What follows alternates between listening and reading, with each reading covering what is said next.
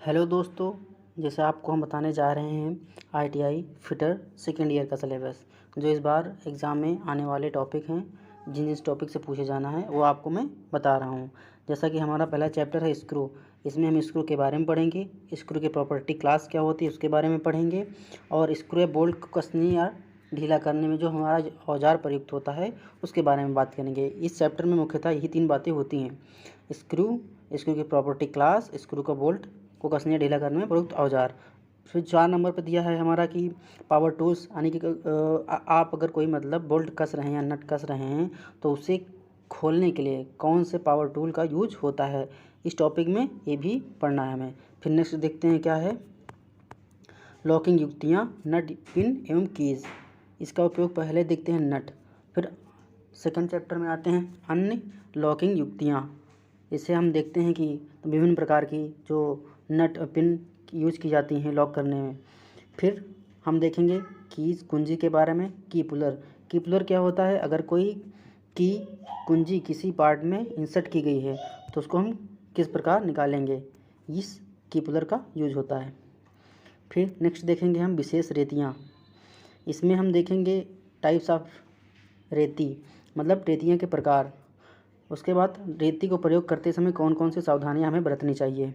अब फिर जब रेती किसी सतह को हम फिनिश कर रहे हैं या सरफेस को मटेरियल रिमूव कर रहे हैं, उसके बाद जो स्क्रैप की गई सतह को परीक्षण करने के लिए इस चैप्टर में हम विशेष रेतियाँ पढ़ेंगे। अगला देखते हैं टेम्पलेट एवं गेज। टेम्पलेट एवं गेज के बारे में, इसमें ऐसा क्या होता है कि मतलब टेम्पलेट ये होती हैं, अगर आप कोई पार्ट मास प्रोडक्शन में बना रहे हैं तो उसका हूबहू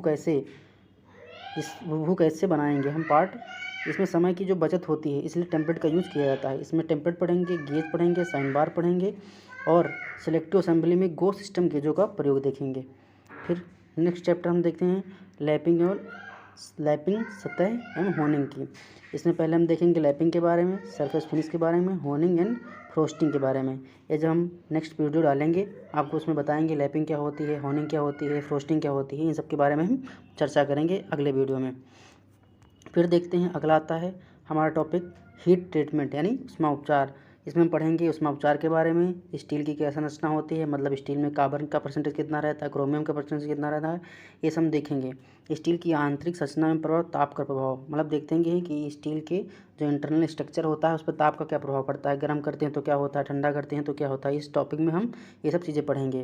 फिर उसमें देखते हैं ऊष्मा उपचार की मुख्य अवस्थाएँ, इसमें कौन कौन सी अवस्थाएँ होती हैं उनके बारे में हम चर्चा करेंगे। फिर नेक्स्ट टॉपिक हम देखते हैं कि कटर पर टेपर, मतलब जब हम किसी कुंजी को बनाते हैं उसमें कुंजी स्लॉट बनता है उसमें जो टेपर दिया जाता है उसके बारे में इस चैप्टर के बारे में पढ़ेंगे। कीज़ के बारे में कि हमारा कैसे क्या होता है, इस सब चैप्टर में आपको डीपली बताएंगे हम। फिर आता है परिष्कृत सतहों का संरक्षण के बारे में, मतलब अगर किसी मटेरियल को जंगरोधी बनाना है तो मतलब देखते होंगे माइल्ड स्टील एमएस जो होती है उस पर गैल्वेनाइज्ड जिंक की कोटिंग की जाती है जिससे वो उस पर जंग न लगने पाए, सतहों की सुरक्षा कर लिए। फिर उसमें देखते हैं सतहों की तैयारी, मतलब उनकी सतह को कैसे प्रिपेयर करेंगे, कार्य को जंग तथा संरक्षण मुक्त रखने की महत्ता, मतलब कि अगर हमारा कोई रॉ मटेरियल है उस पर जंग नहीं लगता है तो उसकी महत्वपूर्णता क्या है, मतलब कि कहने का ये है कि अगर जंग नहीं लगा है तो उसमें जब हमारा माइल्ड स्टील जैसे कोई मटेरियल है तो उसमें संरक्षण मुक्त कैसे रखा जाए, इसकी महत्ता को हम देखेंगे। सुरक्षा कोटिंग के प्रकार, मतलब टाइपिंग कोटिंग जो होती हो कई प्रकार की होती है। गैल्वेनाइज्ड आयरन की कोटिंग होती है जो जिंक से होती है। इस सब टॉपिक के बारे में हम अच्छे से पढ़ेंगे। जंग से बचाव विधियाँ, मतलब जैसे जंग से एमएस जो माइल्ड स्टील हमारी होती है उससे बचाव करने की जो विधियाँ होती हैं इस चैप्टर में पढ़ेंगे। फिर नेक्स्ट देखते हैं हम गेज के बारे में। गेज क्या होते हैं, ये नॉर्मल छोटा सा टॉपिक है, इसको हम बताएंगे आगे चल के वीडियो में। फिर नेक्स्ट चलता है हमारा बियरिंग।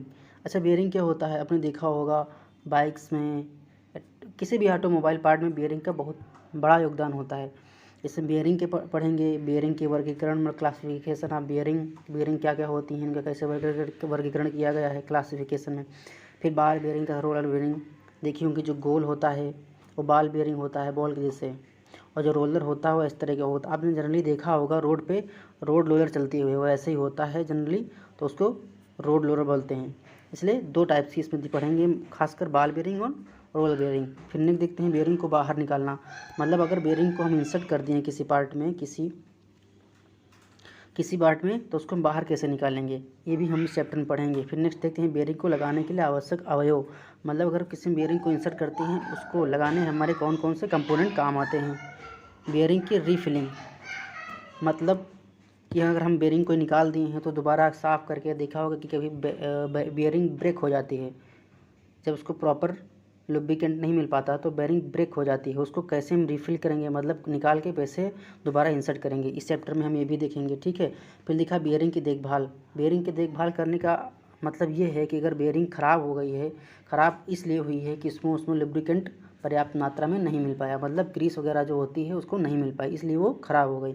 बेयरिंग की धातु, मतलब कहने का यह है कि बेयरिंग किस धातु की बनी होती है, जो रोलर होता है इस तरह का, और जो बाल बेयरिंग होती है ये कैसे बनती है, इन सब चीज़ों के बारे में बताएंगे। फिर इसमें देखते हैं नेक्स्ट लिया है बेयरिंग के स्नेहक, मतलब क्या है, उसमें लुब्रिकेंट कौन कौन सा यूज होता है उसके बारे में। फिर लिखा कार्य को जंग तथा संरक्षण मुक्त रखने की महत्ता को, मतलब समझाएंगे कि बेयरिंग को कैसे जंग रोधी बनाया जाए। फिर हमारा नेक्स्ट जो टॉपिक है पाइप फिटिंग। जनरली आप घर में देखे होंगे पाइप के बारे में, कैसे पाइप, पानी की पाइप फिटिंग होती है, वैसे भी जनरली यहाँ पे पाइप के बारे में बताया गया है। इसमें कुछ ज़्यादा कुछ नहीं है, बस थोड़ी बहुत हैं पाइप को काटने के टूल्स, जो पाइप कटिंग के जो टूल्स हैं तो वो पढ़ना है, पाइप कटिंग की प्रक्रियाएँ पढ़नी है, पाइप कटिंग के प्रतीक पढ़ने हैं, मानक पाइप चूड़ी आकार कैसे होता है, और पाइप फिटिंग करने में हमारी कौन कौन सी सामग्रियाँ यूज होती हैं। जनरली इस टॉपिक में हम यही पढ़ेंगे। देखे होंगे कि मतलब अगर आप जनरली आप लोग सब घर में देखेंगे जब बारिश होती है तो उसको बारिश के पानी को छत से निकालने के लिए एक बढ़िया ड्रेनेज सिस्टम पाइप प्रणाली होती है, जिससे हम लोग छत का जो पानी भरा होता है उसको निकाल देते हैं। उसी के बारे में इस टॉपिक में बताया गया है और कुछ ज़्यादा खासकर नहीं है। हम इस टॉपिक के बारे में अगला वीडियो लाएंगे, हर टॉपिक का, हर चैप्टर का अलग अलग वीडियो हमारे चैनल पर पड़ेगा, और हर डे लगभग सेकेंड ईयर जो ITI फिटर सेकेंड ईयर का एग्ज़ाम है अप्रॉक्सीमेटली लगभग 20 अगस्त से होने वाला है, तब तक हम सारे चैप्टर को कवर अप कर लेंगे। फिर नेक्स्ट देखते हैं जिग्स एंड पिक्चर, ये क्या होता है। जनरली एक जो डिवाइस होती हैं jigs and picture, generally device होती हैं जो पार्ट्स को होल्ड करती हैं, गाइड करती हैं। जो जिग होता है होल्ड करता है, पिक्चर जो होता है ये होल्ड एंड गाइड दोनों करता है, ये होता है। इसमें जो जिग पढ़ेंगे, टाइप ऑफ जिग पढ़ेंगे, ड्रिलिंग जिग, पिक्चर पढ़ेंगे। जिग एवं पिक्चर के क्या उद्देश्य होते हैं, क्या मतलब उनका मोटिव होता है। फिर उसमें लिखा होगा कि जिग एवं पिक्चर के डिजाइन संबंधी बिंदु, मतलब कैसे जिग और फिक्सर को हम बनाते हैं। जिग फिक्सर के लाभ, मतलब अगर जिग फिक्सर किसी कंपोनेंट को होल्ड कर रहे हैं तो उसको हमारी क्या हानियाँ हो रही हैं, क्या हमारे लाभ हो रहे हैं, उसके बारे में हम अंतर जानकारी करते रहेंगे। फिर नेक्स्ट टॉपिक देखते हैं हमारा अलौह धातुएँ। इसमें खास कुछ नहीं है, इसमें नॉन मेटल जो होते हैं उनके बारे में जानकारी दी है। ये खास कर ज़्यादा कोई टॉपिक इतना बड़ा नहीं है, बस जानने भर का है कि हाँ इसमें जानने की अलौह धातुएँ कौन कौन से होते हैं। जैसे प्लास्टिक हो गया, मतलब जो जिसमें चुंबक का गुण नहीं होता वह अलौह धातु होते हैं, नॉन मेटल होते हैं। फिर देखते हैं अगला टॉपिक है मशीन स्थापना, संरक्षण तथा ओवरहॉलिंग। मतलब कहने की यह है कि अगर किसी मशीन को हम कैसे इंस्टॉल कर रहे हैं, मतलब अगर हमको कहीं भी दूसरी जगह पर किसी मशीन को इंस्टॉल करना है, लगाना है, तो उसको कैसे लगाएंगे, इस टॉपिक में जनरली यही बात की गई है। मशीनों का अनुरक्षण, मतलब उसका बार बार उसका बार बार हम अनुरक्षण करते रहेंगे कि मशीन में कोई ख़राबी तो नहीं हुई है, उसको फिर ओवरहॉलिंग करेंगे, मतलब कभी ख़राब हुआ तो कैसे सही करेंगे। जनरली इस टॉपिक में यही पढ़ना है हमको। फिर देखते हैं शक्ति पोषण के तत्व, जो अगला हमारा टॉपिक रहने वाला है शक्ति पारेषण के तत्व। इसमें ज़्यादा कुछ खास है नहीं, इसमें जो पावर ट्रांसमिशन के बारे में बताया गया है थोड़ा बहुत, वो हम वीडियो को में आपको पूरा अच्छे से डिटेल में बताएंगे। अगला जो टॉपिक रहने वाला औद्योगिकी अभियंत्रण, इसमें जान तो क्या होता है, जैसे आप ED पढ़े होंगे तो इसमें तकनीकी अंग्रेजी पद, मतलब कहने का ये मतलब है किसी चीज़ को कैसे हम डिनोट करते हैं। अगर आप जनरली देखे होंगे जो फाई होता है, फाई किसका प्रतीक होता है, मतलब जो फाई होता है इसको हम डिनोट करते हैं डायमीटर, एज ए डायमीटर देखे होंगे। जनरली मैथ्स में जो फाई होता है उसको हम डिनोट करते हैं डायमीटर में। वैसे ही इसमें ज़्यादा कुछ खास नहीं है, बस उन्हीं पदों का यूज किया गया है। अगला हम टॉपिक देखते हैं हाइड्रोलिक एंड न्यूमेटिक मैकेनिक्स। इसमें तरल ऊर्जा, अब देखे होंगे लिफ्ट, मान लो आजकल देखे होंगे अब स्क्रू जैक, पहले आता था स्क्रू जैक, अब आता है पावर स्क्रू जैक, जिसमें लिक्विड भरा होता है, आप उसको एज अ तरल ऊर्जा यूज करते हैं, मतलब आप कम इफर्ट लगा के ज़्यादा आउटपुट पा सकते हैं, इसीलिए इसमें यूज किया गया है। न्यूमेटिक मैकेनिक्स, अब लिखा है न्यूमेटिक प्रणाली के विवरण, इसमें भी हमको ऐसे बताएंगे आपको क्या क्या होता है डिटेल में। फिलहाल आप इतना जान लीजिए कि आपके सेकेंड ईयर फिटर में कौन कौन से टॉपिक हैं जो इस बार एग्ज़ाम में आने वाले हैं हर हाल में। फिर आता है न्यूमेटिक अवयव, अब इसमें देखो इसका क्या होता है मतलब, न्यूमेटिक मतलब कंप्रेस्ड एयर का निर्माण कैसे कंप्रेस करते हैं। आजकल देखे होंगे एयर ब्रेक आ गई है, जो बाइक जो हैवी व्हीकल होते हैं, जैसे ट्रक हो गया, उसमें एयर ब्रेक होता है, ऑयल ब्रेक होता है, ऐसे ही होता है, ठीक है। Pressure regulation, dryer, air receiver क्या होता है, ये सब पढ़ेंगे, आपके बारे में बताएंगे क्या क्या होता है। हाइड्रोलिक अवयव, इसका मतलब आप देखे होंगे किसी चीज़ को उठाने के लिए, लिफ्ट करने के लिए हम हाइड्रोलिक ऑयल, जिसमें जनरली ऑयल होता है, नॉन कंप्रेसिबल ऑयल होता है, जो कभी मतलब कंप्रेसिबल नहीं होता है, वो ऑयल इसमें हम यूज करते हैं, ठीक है। इस टॉपिक में हम जनरली यही चीज़ पढ़ेंगे। अगला टॉपिक हम देखते हैं गियर फिटिंग। अब जान लीजिए गियर फिटिंग क्या होता है। अब देखेंगे जो दो गियर इस तरह हैं, मान लीजिए इस तरह, ये दोनों गियर मेस में है, अगर ये क्लॉकवाइज घूमेगा, ठीक है, तो ये एंटी क्लॉकवाइज घूमेगा। अगर दो गियर मिस में हैं, मतलब कहने का ये, अगर दो गियर आपस में जुड़े हुए हैं तो एक क्लॉकवाइज घूमेगा तो फिर एक एंटी क्लॉकवाइज घूमेगा, ऐसे गियर होते, एक गियर की मिसिंग होती है।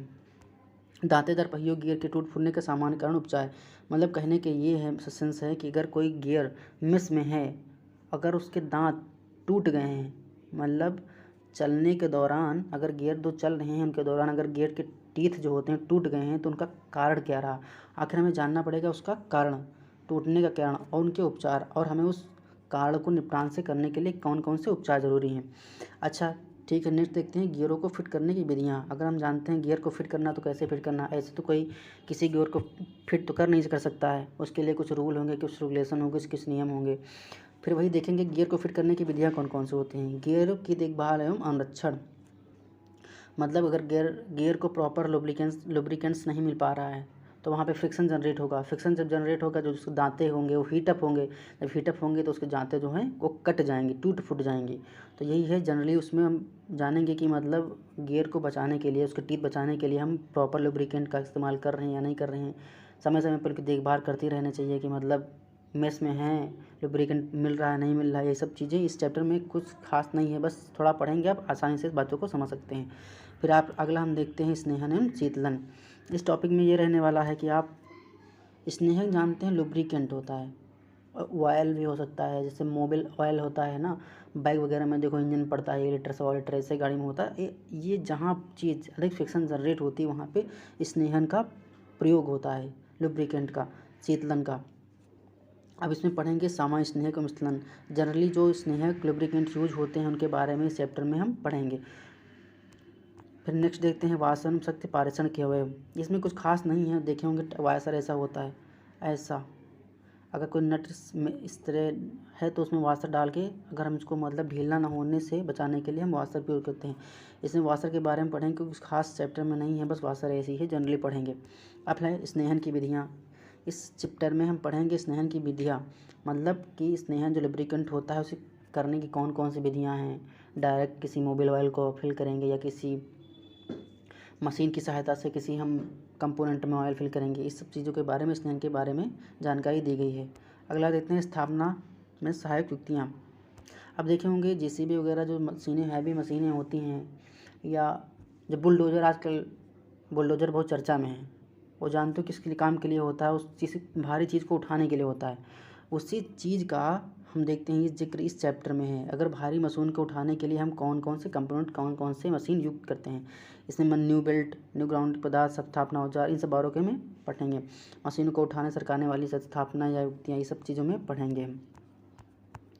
अब देख लीजिए आप, मात्र इतने ही चैप्टर हैं जो सेकेंड ईयर में आने वाले हैं, आप इसको एक जगह नोट कर लीजिए, और हम आपको बारी बारी से हर एक चैप्टर के बारे में पहले उसकी थ्योरी बताएंगे, उसके बाद आपको हम चैप्टर के जो MCQs होंगे उनको हिंदी इंग्लिश दोनों में लेकर आएंगे, ठीक है।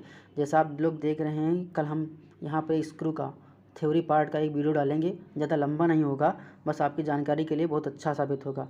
अगर आपको वीडियो लगी है तो अगर वीडियो आपको अच्छी लगी है तो लाइक, सब्सक्राइब एवं शेयर करें। Thank you.